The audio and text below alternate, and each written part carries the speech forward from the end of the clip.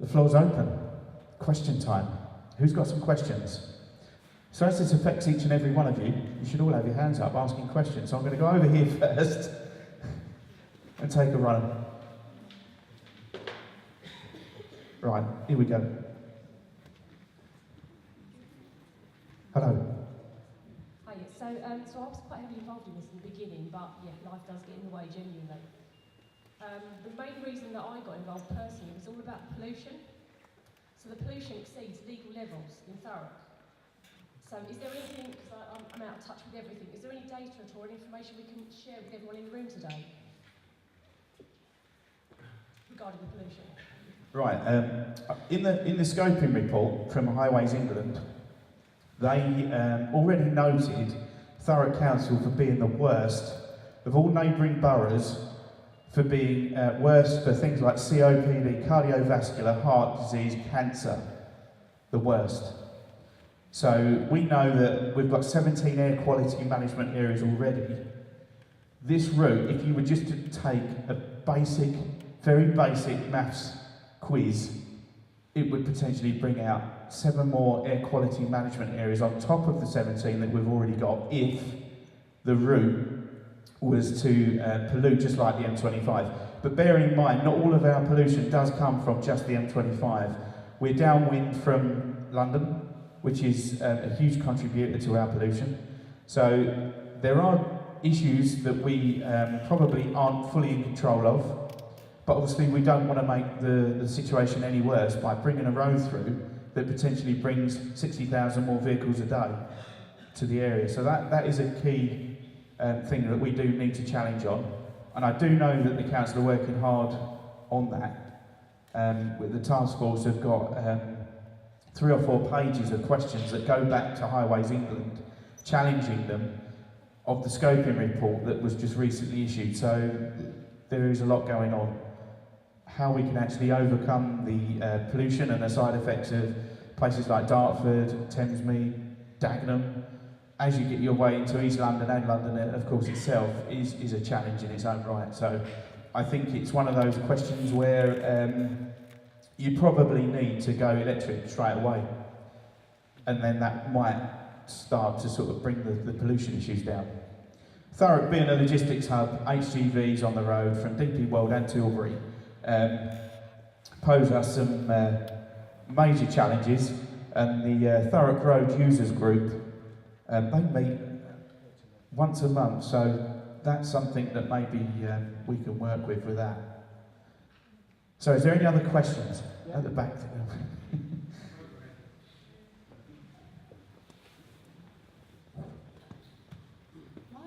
My question is, how many schools are going to be affected by this road with the pollution? My concern is for the children of those schools, bearing in mind how close this school is to where it's coming through.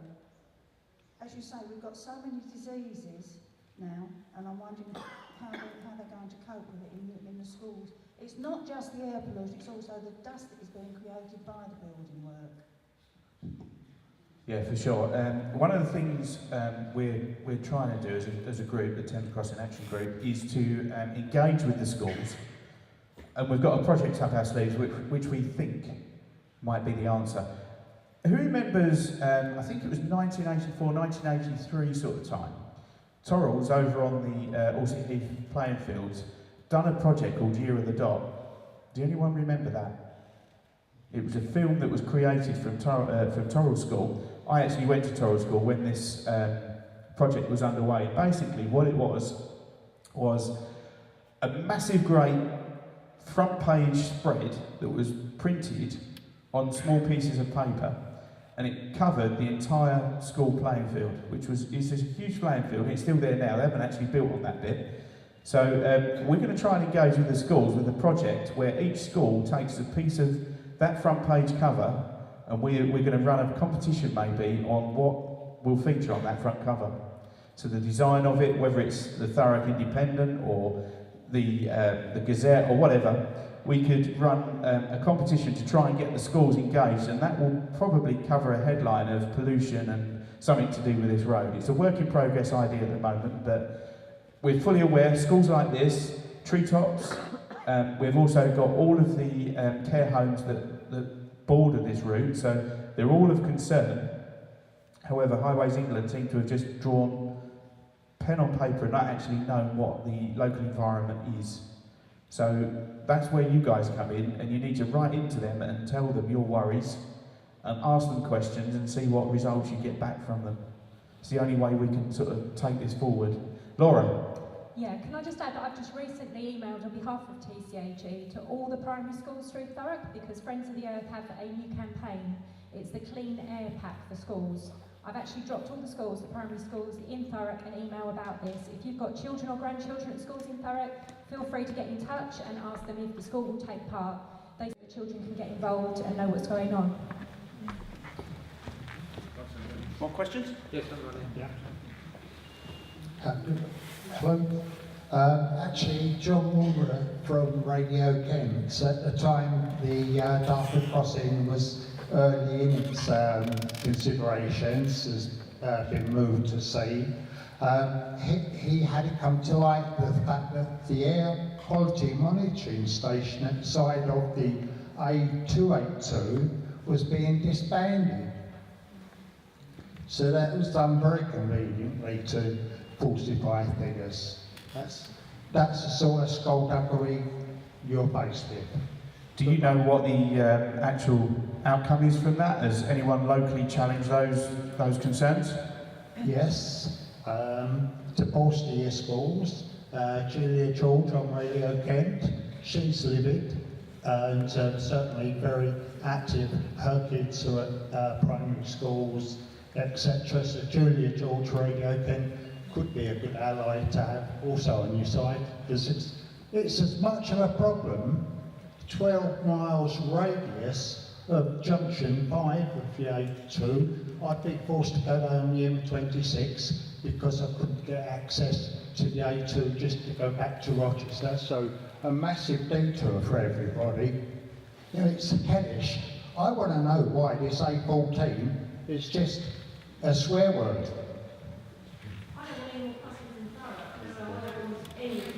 I think one of the things, obviously, the group and probably all of Thurrock and the council are in the same opinion. There are no more crossings in Thurrock. However, there is a huge capacity issue at the current Dartford crossing.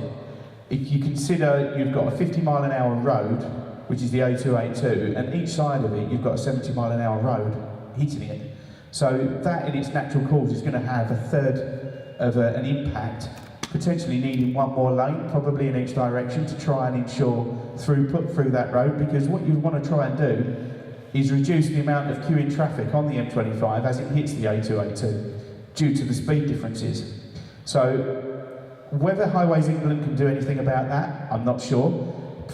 Probably not with the amount of funding that they've allocated towards that part of the business. £10 million in putting something right at the bridge. Now I work at Ford Dunton. We're spending 15 million on a canteen. Just weigh that up. A road that's a significant, a strategic road network system, 10 million, not enough. Clearly not enough. Something needs to be done at the A282. A14 did go somewhere doing it. It does make sense in a lot of its merits, but we need to work with that and sort of maybe look at the alternatives, because at the end of the day, there is going to be growth in the borough. We do need to work with these guys to try and get the best outcome. Whether it's with Route 3, I mean, Option D obviously put out some good alternatives, but that again was seen as not being useful enough at the Dartford crossing. So we're stuck between a rock and a hard place, as they say. But anyway, have we got any more questions?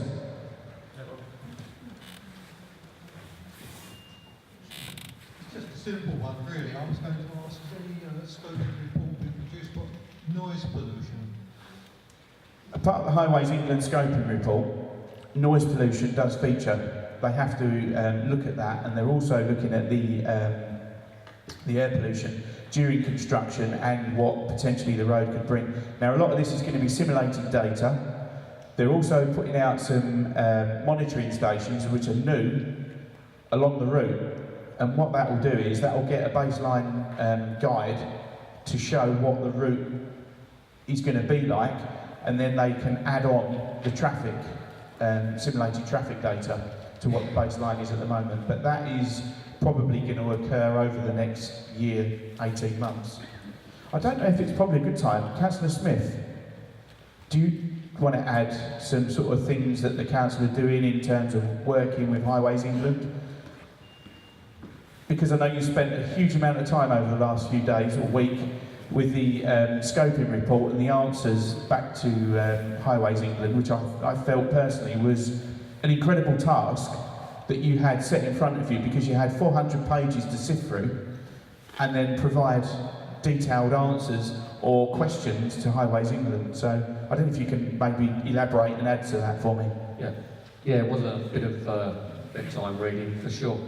Just for those that are not aware, the Lower Thames Crossing Task Force is a cross-party group that also includes members of the public. So we've got a representative from the action group, we have a representative who represents the public, and we've also got a representative from business.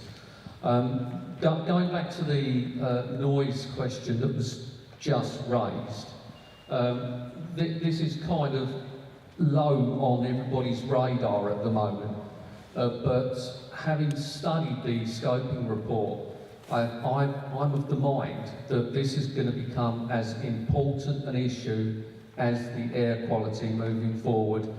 The hum and the drone that we're going to get from this Orsett interchange will not just stop at Orsett.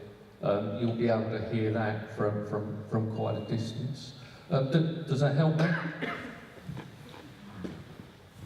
Yeah, that's a start. Yeah, thank you for that, Councillor. More questions?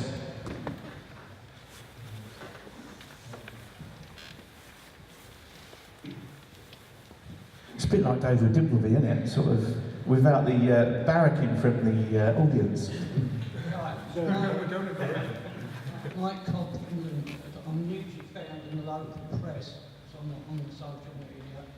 I have a very local concern. I was trained as an environmental scientist and medical scientist a long time ago now, but further back in the family we also have members of the railway. All right, we also have members of the railway industry further back in the family. I'm very concerned with the local issue of the fact that this new road is going to go over to C2C and over the Linford, or what some people call the Chadwell Road. Now, that leads to an increased gradient from the tunnels for traffic climbing up, more noise, more light pollution, more fuel pollution, no matter what that might be in 10 years' time, and nobody's really mentioned what particularly heavy goods vehicles are going to be powered by in 10 years' time. We can assume it's probably still going to be diesel, true as none. Why can I not sink this under the railway and under the Linford-Chadwell Road?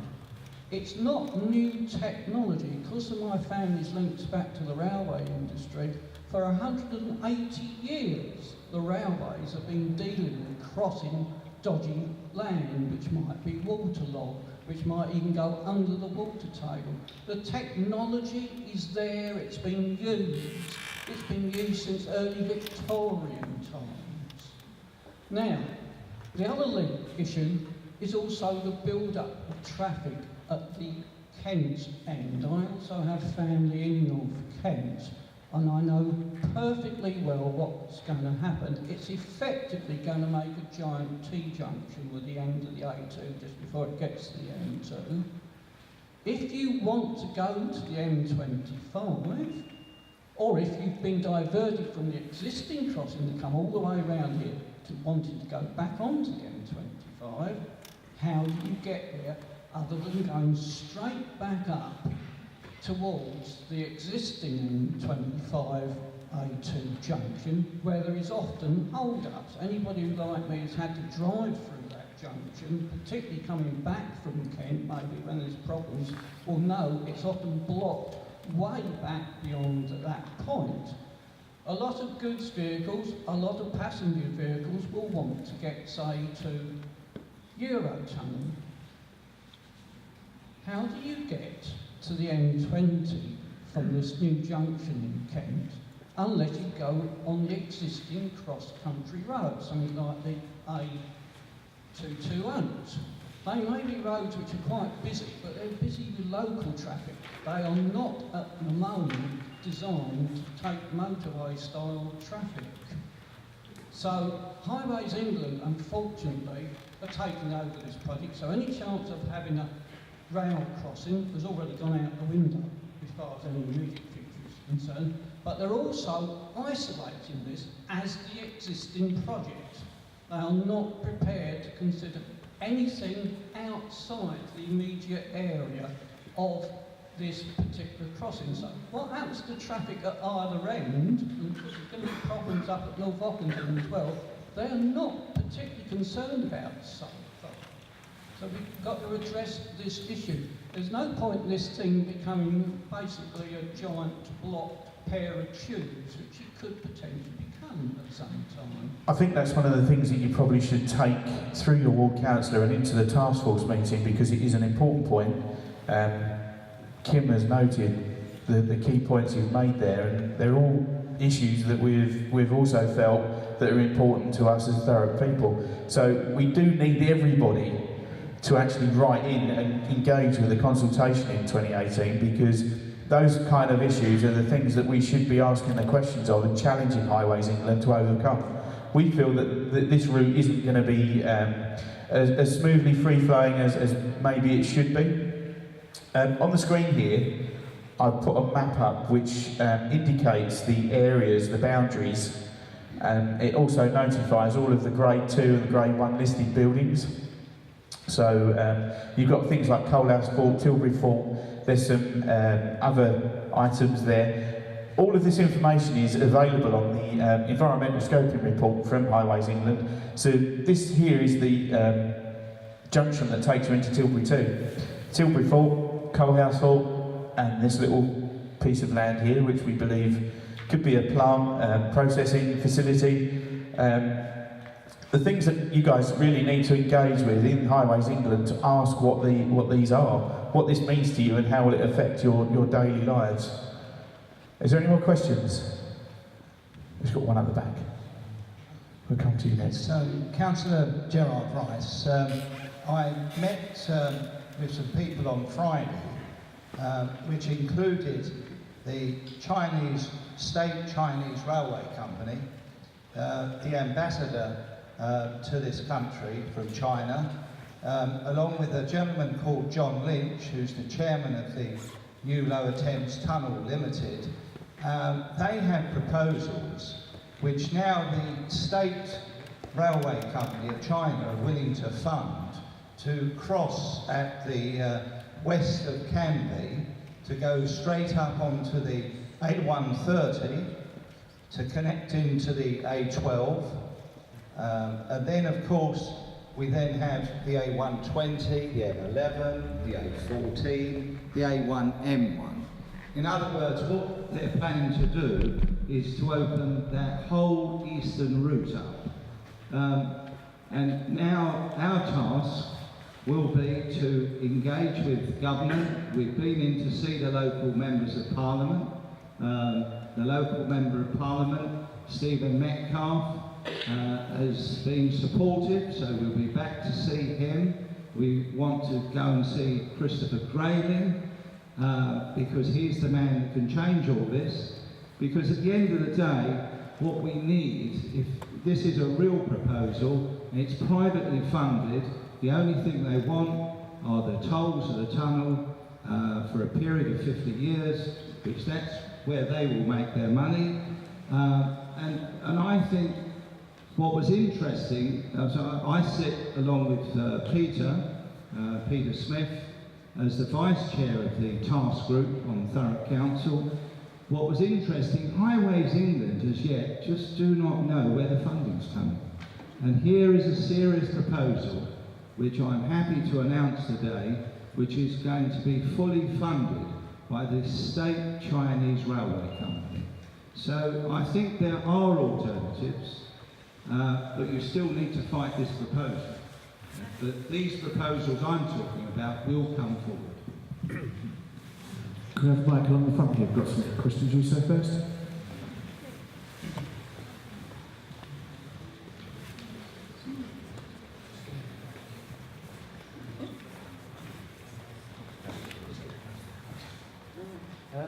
Just concerned, I live up in South Ockenden, between South Ockenden and North Ockenden, and you were saying there that they're going to dig down when they come off the M25.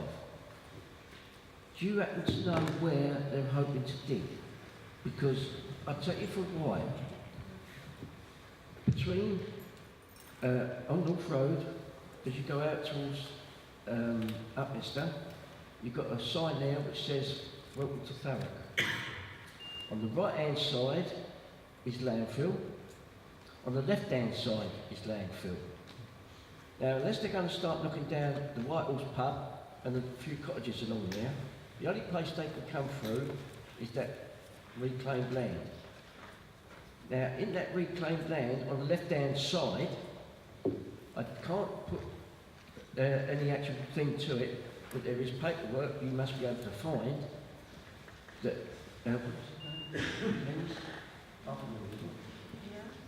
Arthur Me, the farmer at Manor Farm, they had 3 herds of cattle out there and they all died for eating off the land because of the stuff coming up out of the ground. On the right hand side, there was people from Manchester wanted to build 19 4-bedroom homes there. They arranged a forum at Ockenden and Dirt Parade. When I went over there to see the plans, they'd cancelled the thing, so I contacted the people direct. When I spoke to them, they said about these houses. I said to them, was they aware of what the cattle had died of? And they wasn't. And since then, them plans have been squashed. So if you're going to go down with a road, digging up all that stuff that's underneath there, don't know what you're going to release in this air. I don't. The route of mine further back so it comes the other side of the landfill, that's a left proposal. No, when you say further back, yeah, that's right. Are you talking about the landfill from the No, it would be going round back past the landfill, it'd be going more towards Baldwin, but it would still be coming over the road. No, you missed the point.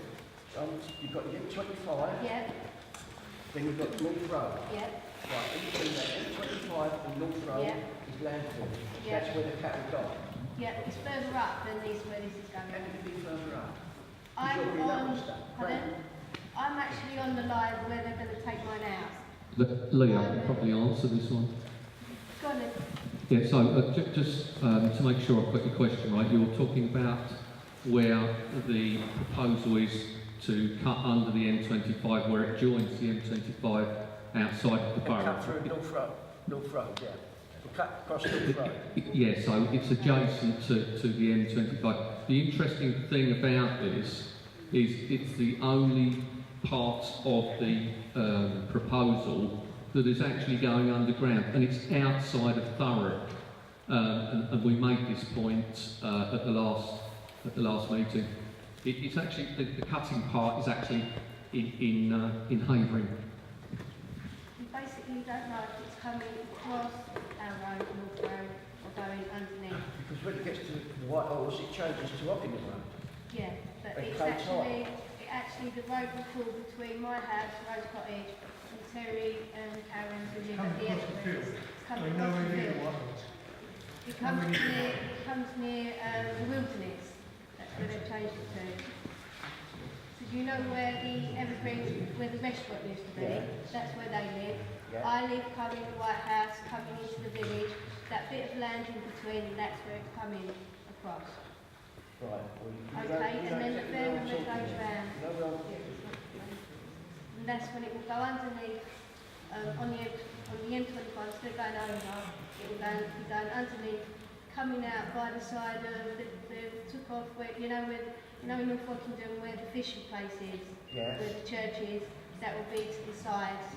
So they're taking that land there. So from as you're coming out of on North Road, you come past Chilson, Wilson, Nelson, they start taking the land from my cottage, the whole lot on one side, then they're across the road, and then they go down to Terry and Carers. They're missing out every house. They're going around where the blacksmith is. They're taking all that and over the side. They're taking all that land. Whether or not that's for the route, and that's also for if it's going underneath in a cut, then they'll have to remove all the soilage. Yeah, it's like removing the soil instead. Well, this is what this is the problem is they're not giving any information on this because they don't know. They don't know on that side whether it's going to be on stilts, going in the tunnel. They haven't done anything. I mean, what I really feel is they've done, they've just put a squiggly line on the map and they expect us to do their job for them. We go along and we say, you can't do here, do you know about this? And they go, no. They really, really don't know, and that's why it's really important to get the message out. This isn't a done deal. They don't know where they're going, and really, we need to stand together on this and just get the word out. It's really, really important. Basically, I went to the meeting with the small businesses. I was at Kemi on Tuesday, a couple of us, and basically, Tim Jones, he was in charge of the London Docklands Lightway in 1987. He said that everybody laughed at him, that you wouldn't get any businesses there. He's told the business people this is a canny investment if you can get in. You only have to look at Canary Wharf now to see what we can achieve there. He wants money from them to pay for this. No, he hasn't got the money. He wants it coming from businesses, and how he actually sold this was that it's going to open up all the land that they will be able to invest, move their businesses into Thurrock and build on the green belt. Now on Monday when I was at the task force meeting and the council asked whether or not all the land that wasn't going to be used could then be given back to the local landowners to be put back into Greenbelt. They never said anything, but from the meeting on Tuesday, that wasn't considered. And the maps that they promised Borough Council on Monday evening, they actually showed on Tuesday, and they told us they never had them, and they gave them to the press. Now this is what you're fighting, but one thing he did say, and he told to every business, small business in Thurrock, was that what he's learned over these years, if you shout loud, if you shout in somebody's face, even in government's face, yeah, they will listen, they will stop doing what they're doing. You have to shout, and that's what he gave out to businesses, and that's what we have to do. There's 150,000 residents here. If we shout loud, the last year's consultation was only a gentleman's agreement. That's why it didn't matter. They knew they were going to have problems here. They wanted to see what the problems were. Now come on, I think it's all about a united Thurrock, isn't it? I mean, we're trying to do this, and this is what this meeting is all about. We've done Ockenden a month before, and now we're here. Who knows where we're going to be going in the future? But anyway, sir, your question. Yeah, hello there. When they got their figures for the percentage of traffic that will use this new road, where did they get that from? It was just mapped and modelled from HGV, mainly HGV traffic that would be using the routes down to Dover and Folkestone for the Channel Tunnel or ferries. So that, and there was a small amount of commuting that was going between in terms of private vehicles. Okay, what I was going to say is, why didn't they put camera recognition cameras on the A12, the M11, the A1, and then put it the other side of the river for the M2, A2, M2, and then they could see what traffic come from north that had to go into Thurrock and back out again, when they could have gone straight across down the 130 that's already there geared up for it. I think they're actually they're looking at doing that and being a bit more smarter with their the data they're collecting, so they actually know where the routes are from like origin to where they go, and that's one of the things they are actually looking at.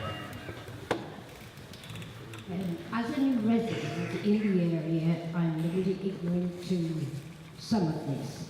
However, I would like to express, first of all, I agree with the gentleman who's talking about technology.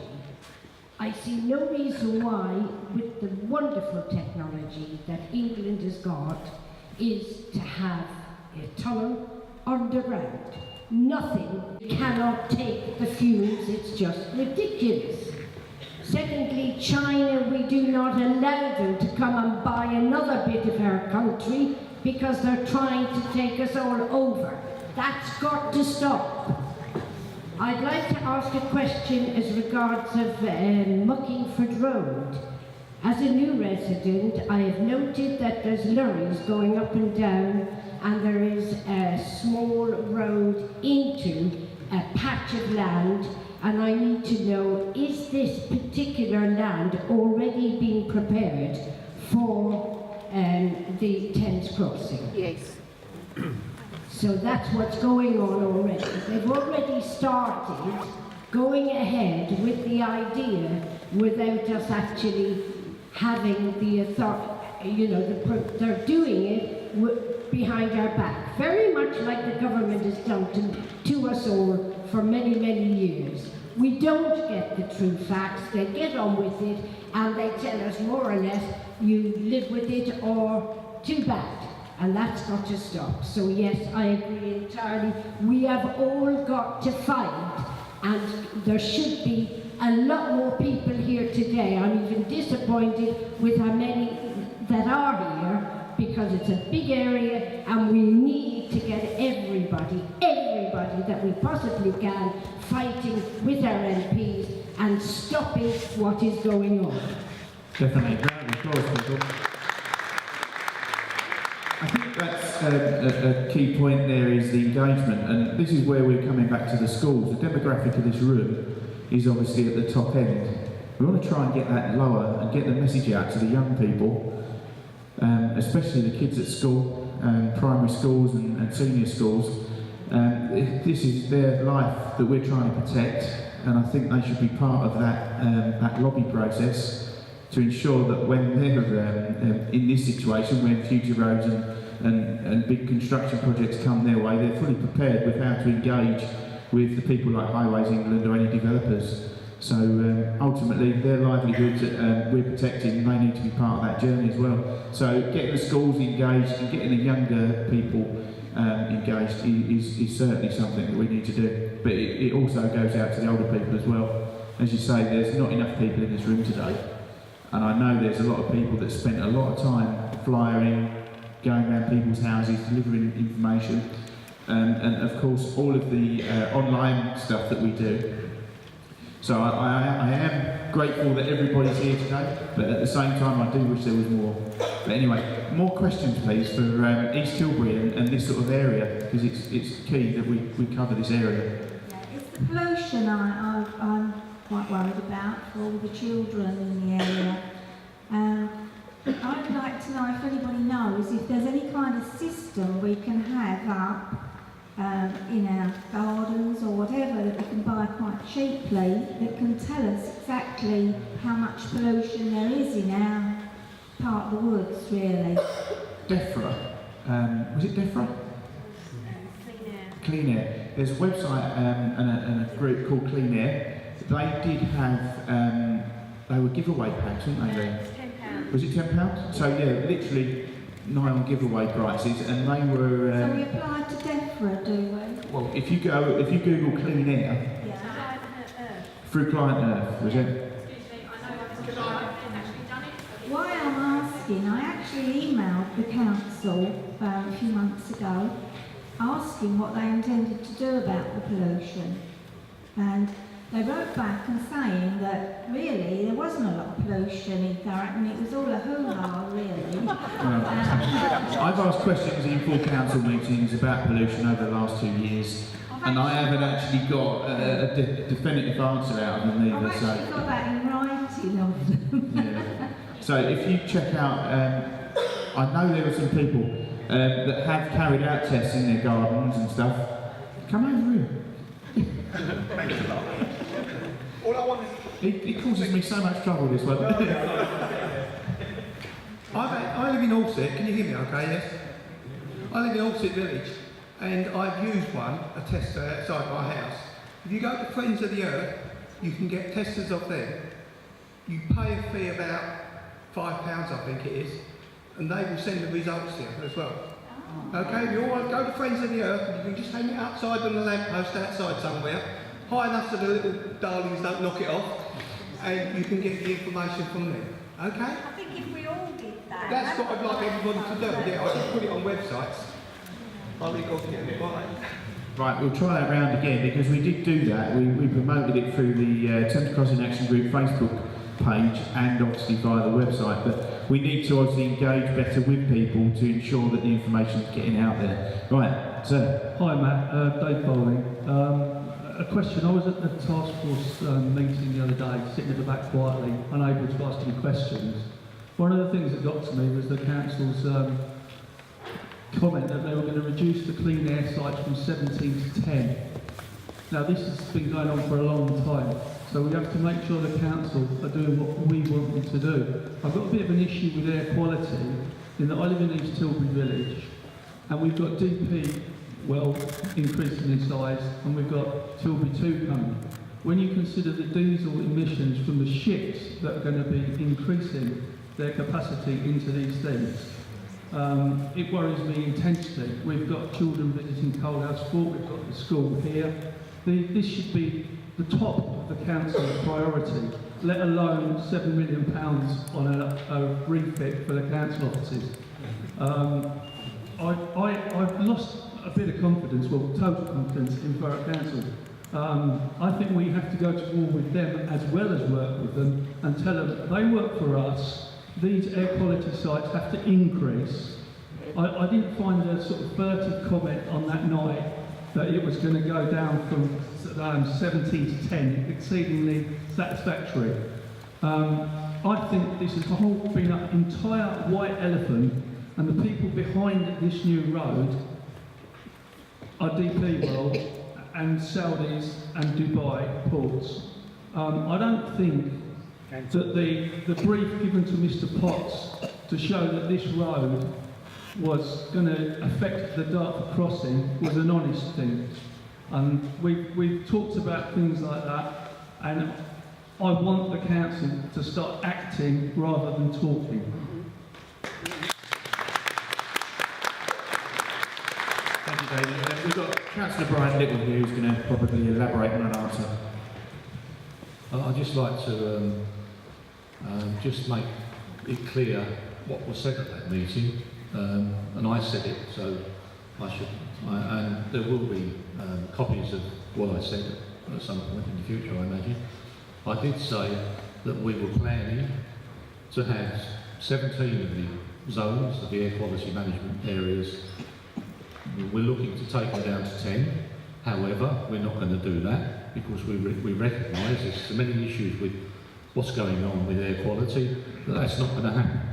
And I don't doubt, and there's more information going and being put about now down Baker Street and areas where the road's going to be going. There's more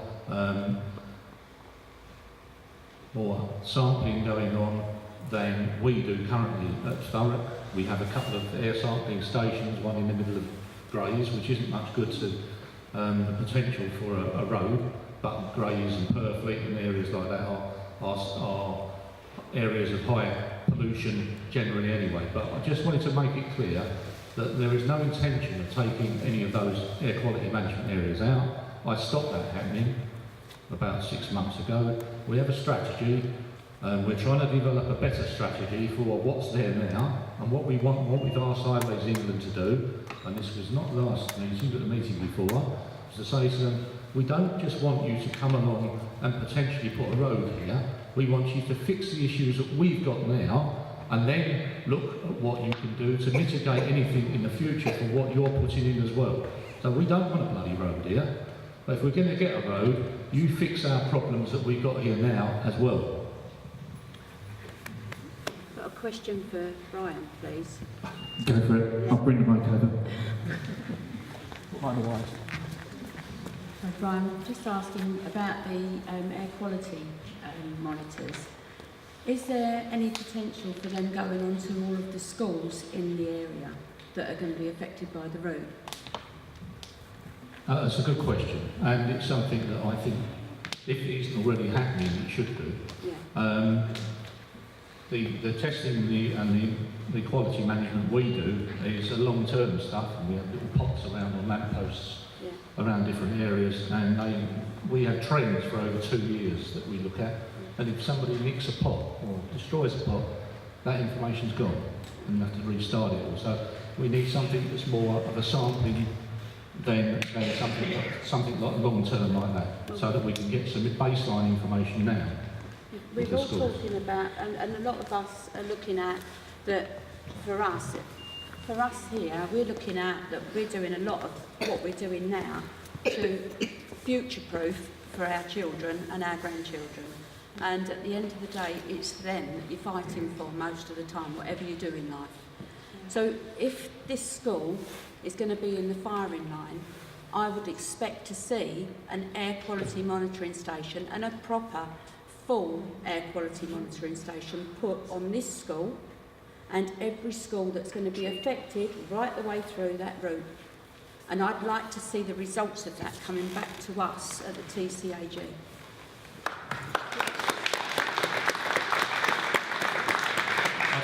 That's a very valid point. I think it's something that we can bring up with Highways England as well and ask them to consider. And I know that people talked about other places that are around, not just schools, but any places where there are vulnerabilities there as well. Yeah. Okay. Thank you. Question over there, sir. Well, in more of the comments, because when Mr. Potts actually came to Tilbury, he said to me, option A is on the table, but we are not consulting on option A, we are only consulting on option C. So Highways England had already made a decision before they come to Tilbury, and it wasn't until March the 1st last year, after they'd been to Tilbury, before Highways England were forced to tell the people, yes, option A was there, that they were supposed to be consulting on it. So therefore the consultancy was really biased. Yeah, definitely. Myself and George, we asked through our councillors, Brian and Sue, to set up a meeting with Westminster, and we were invited to meet with Andrew Jones, who at the time was the Under-Secretary of State for Transport. So we met him and we raised that question precisely because we felt that the consultation in 2016 was a little bit flaky, to say the least, and there was a lot of hidden agendas in amongst the pack. And like you say, option A was kind of hidden. We saw that there was option A14, which was this in there, and all the other variants of A, as well as C, but they were primarily questioning targets towards Route 3. So we got the idea from that they were definitely chasing one particular route, and that was all they were interested in. So we're here where we're at now, and what we can do forward is obviously challenge and spread the word. And as we said in the PowerPoint earlier, getting that word out there, communicating with your neighbours, your friends, when you're down the shops, just to mention to them, oh, what do you know about option C or Route 3 or whatever, and just to have that conversation, because without it, it's still going largely unnoticed. So we've got to keep the word going. More questions? Yeah, hi. Right at the very beginning it was mentioned that 86% of the traffic was going to go on existing routes. I know someone's already raised that already. A big assumption about that is surely what pricing levels are going to be. Has there been any work on that? Are the prices going to be the same as exist on the existing tunnel, with all things like residence discounts and free crossings after 10 p.m? Because if the two are going to be just allowed to compete with each other, then we could see great fluctuations in how much each of the tunnels is used across the day. Perhaps one of them will have the 10 p.m. free rate and the other one will have no such agreement. Perhaps all the residents will go well. We'd like to use the new crossing, but we can't really because we've all paid up already for the existing crossing. Yeah, definitely. Has there been any work? Has there been any thought about that? And indeed, who is actually going to be collecting the tolls? Because as I understand, it's a private company at the moment for the Dartford crossing. Yeah. The crossing currently operate the Dartford facility. The chances are it will be the same operator, but there's no guarantees. We did ask Highways England throughout the consultation period last year, and their opinion was that the current operator would be given an opportunity to tender for it just like anybody else. So I think in terms of government strategy, I think it makes sense what you're saying. It would drive potential more traffic one way than another, but at the same time, would they divert 12 or 15 miles off of their beaten track if they were going to save 50p? I don't know. I think a lot of that has to do with the congestion levels and where their routes are from and to. But it is an important point and one that we've noted and will take forward. East Tilbury specifically, I think as we're here, it'd be good to actually speak about the environment here and what it means to you guys. Question at the back there.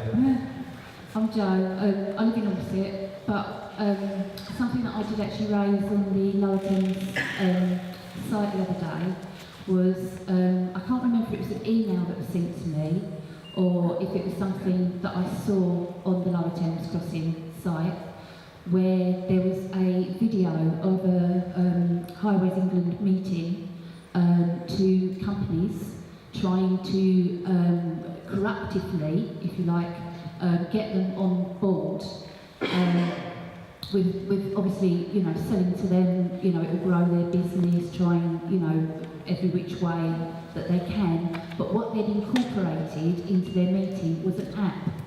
And at the end of the meeting, they were getting their business people to tap on this limited questions app, basically, in support. And then they're using that information as if they're getting a bigger backing than what they are for the crossing. So what I was wondering is can we not have somebody who is technical that can make an app that can be a very short questionnaire, but done in our favour? Done, do you agree with the crossing? Yes, no, simple answers. But when you download the app, obviously you give in your email address, so you're only able to download it once, and then that information be collected and given to journalism, and it's the journalism that Highways England are actually afraid of. It can be done. I can do it. It's a good idea. I still feel the best way to attack this would be through the 2018 consultation, because regardless of how many apps Highways England may have, they cannot use it against anybody outside of the consultation. So the official route is reply to the consultation, because what we don't want is a whole load of levels of communication going around that don't actually carry any weight. And me personally, I can develop apps. I've got my own iTunes account and everything where I'm a developer, but the cost involved quite small. I can get you an app for about 70 quid, it's not a big deal, but I don't know what the actual worth of that would be, over and above the communication methods that we've got at the moment. But it would get you a backing, it would still get you a backing that at the moment you haven't got. But we can do that via the website and the Facebook group. We can carry out polls and all that information on Facebook. But also what you could target with is kids from schools. They love their apps, it's their technology. So you get kids doing it, kids filling in the questionnaire. We can investigate it for sure. Kim's taking a note, so we will follow that up and see what we can do with it. I'm aware we've got James here. He's a clean air sort of lobbyist type person.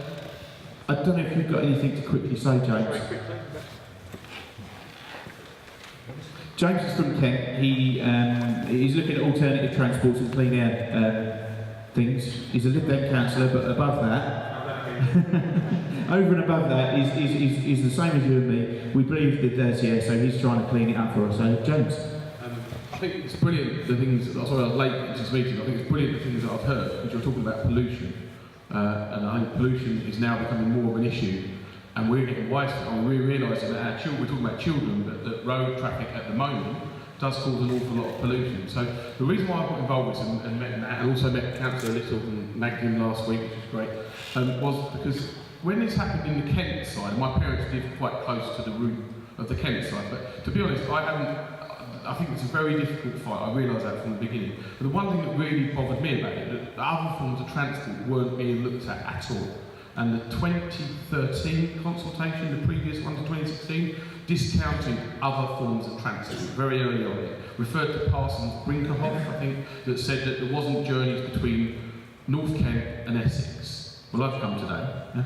but they said there wasn't a lot of journeys. We proved that to be untrue. We've got some presentations you can take away if you want here. Basically, 30% of journeys on the Dartford crossing are local, and that's a figure from Highways England. You'll see the graphic, we've stolen their graphics. We can question that if we want, and I think 30% are supposed to be semi-local. So it is local traffic that is causing a lot of this pollution. So what we, just very quickly, what I like to call in practice, I'm sorry, he's ill but can't be here, what we've been doing, we're working with people on pollution and the Campaign for Protection of Rural England. We're very active in Kent and looking at pollution with the councils in North Kent and trying to actually prove where the grot spots are that are damaging our children's health. And I can't answer for Thurrock. I've certainly asking questions. I think you're very right to ask your councillors questions and find things out. There is a high level of pollution, but how dangerous that is I think, for the council to tell you and make sure you get that information right. But in Kent, in Dartford, there's an area leading with the lower Thames, where the crossing is, that of course is an extremely high level of pollution. So those are the kind of, you're perfectly right to campaign on those kind of things. What we've done is, I found out from Kent County, I can only talk from where I come from, but we found out from Kent County Council that they're doing this, frankly shocks me. And my daughter's 5, she's over there. So this is all about our children's future and what's going to be, in the next 20 years, what's going to be healthy. In Kent County Council, at the moment, are doing nothing. And we've asked them this, I've meetings with them, and they don't seem to have an idea of what they can do. I'll let Councillor Little answer the phone, but I've had some discussion of things in a meeting you went to last week. But nothing is being done about converting lorries onto rail. Now, there is things that can be done. They're not going to be instant, it's not going to be an instant magic solution, but it's 100,000 lorries can be taken off our road straight away now onto high-speed 1. That's the first thing that could happen. So nothing's being done across the board, and I think that affects us because that means that that's lorries. So when they plan for growth in lorries, which at the moment, practice this may change, but at the moment it's 4% per year in growth through the ports, and that's where a lot. So the Kent ports I'm talking about, but that's where a lot of the tunnel traffic comes from. 4% per year is a huge growth. At the moment, nothing's being done to offset that with rail, and there is the potential. Nothing. The second thing, nothing's being done about public transport. I don't know if you travel to Bluewater or if you do come to Kent to visit.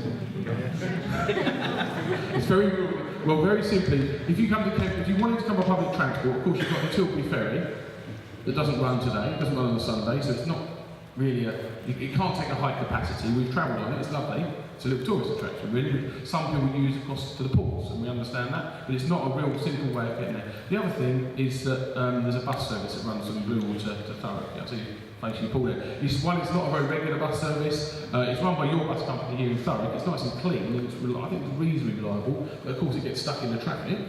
But it's not the kind of, I don't think it's the kind of thing that's going to get you guys out of the car, or people from Sevenoaks or Raynham out of your car to take cars and reduces congestion. Hence why they're saying they want this lower Thames crossing. Our argument is look at public transport, what that can do. And we've got a plan here, I'll leave some of these at the back. The plan is called Connect Thames Transit. We have had plans put forward, we've got an expert looking at it, and we found a way for 1/10 of the cost of the crossing of getting 10% of the traffic. Remember, they're saying, is it 14%?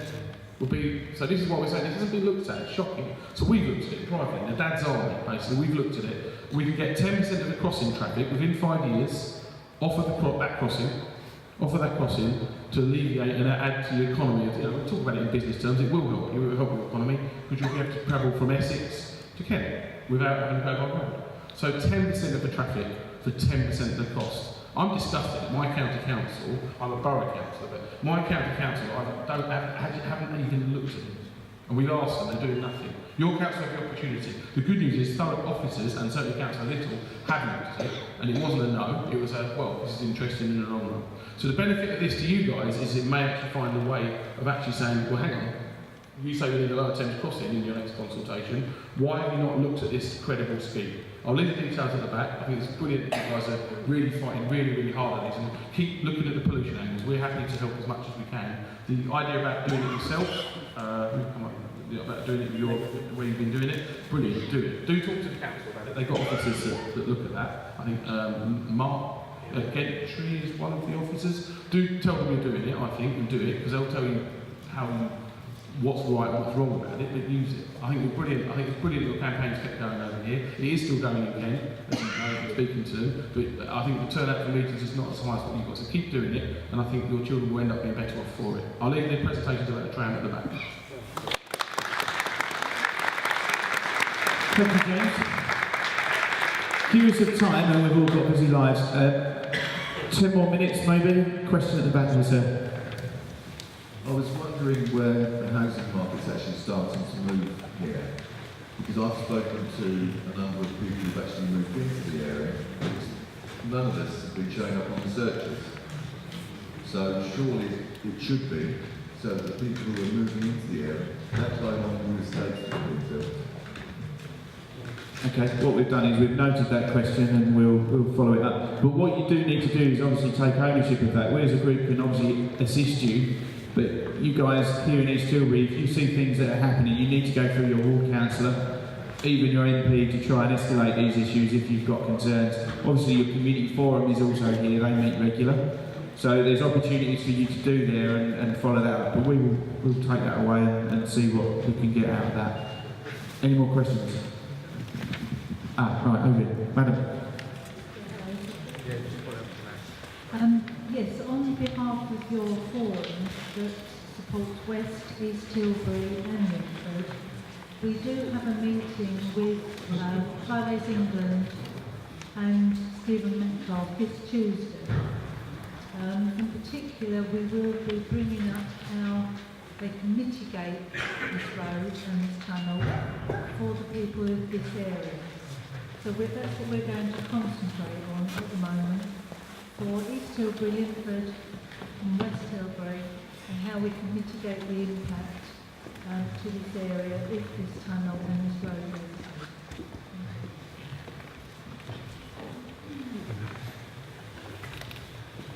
is. Okay, we've got Kim here beavering away with his pen taking notes. Just to let you know, we've got some little A5 flyers here. They'll be left at the back of the room, and what that's got on there is all the information that's pretty much been covered in today in a very short way. But it's also got Chris Grayling's address, number 10 Downing Street. We've got the two MPs, Stephen Metcalfe and Jackie Doyle-Price, and we've got the leader of Thurrock Council on there as well. All the website information is on there, so please do grab one of these on the way out, and that will give you a good means of communication to all of the relevant people, irrespective of this group. One more question at the back there, please, sir. Like yourself, I was a Ford broker, and I worked for the radiator plant. You probably already know the story about that, because we got thrown out for nothing. I picked it for 9 weeks in freezing cold, to get a redundancy, because they threw us out with nothing. We then found out that our pensions weren't honoured. We then had to fight for a further 6 years, making a lot of noise in Parliament and everywhere else to get that reinstated as well. So what I say is just don't give up. You know how hard it is, because I mean I stood on the picket lines with you guys, shoulder to shoulder, and that's what we need to do in Thurrock, is stand together united and really hammer this home to Westminster, because if we don't get that message in there loud and clear, they're probably not going to really take much notice of us. And what I do hear quite a lot on the social media is, oh, they'll do whatever they want anyway. But the thing is, if you don't say anything in a public forum and to the right people, you're not going to get the support you really need or the backing. So in the future, you will probably be right. They will just do what they want if you don't actually engage with them and make that point.